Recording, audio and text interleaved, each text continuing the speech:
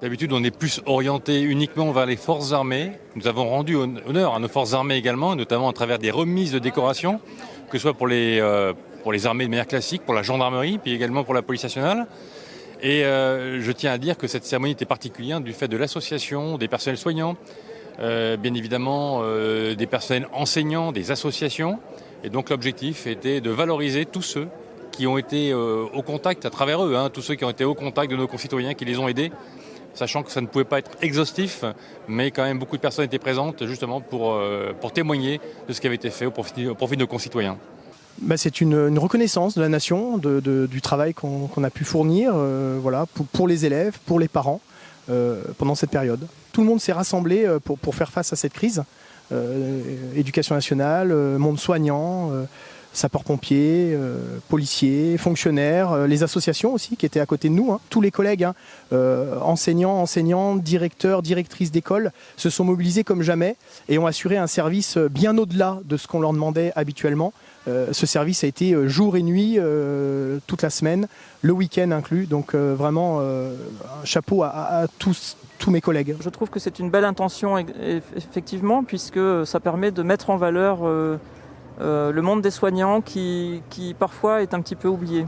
Une cérémonie sans défilé, c'est une première, mais il faut aussi tenir compte du contexte, puisque la maladie est toujours présente.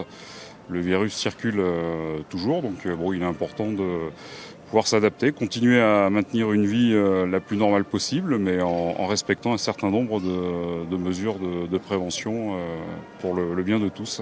Ce sont les contraintes liées à la permanence de la crise du Covid. Tout n'est pas derrière nous, donc il était légitime que l'État prenne des dispositions particulières pour cette cérémonie que nous avons, nous, Ville de Chambéry, souhaité prolonger par cette rencontre dans le parc du Vernet.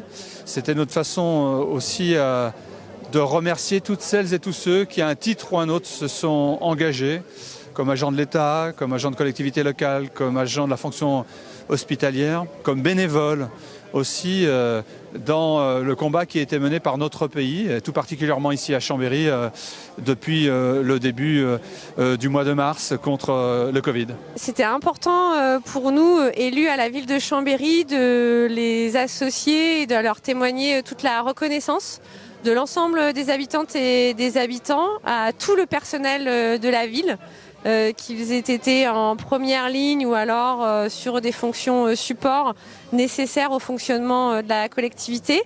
Nous avons eu une belle mobilisation, ce qui nous a permis de gérer au mieux cette période de crise difficile. Il était donc tout naturel que toute notre reconnaissance aille en leur direction aujourd'hui sur cette fête nationale.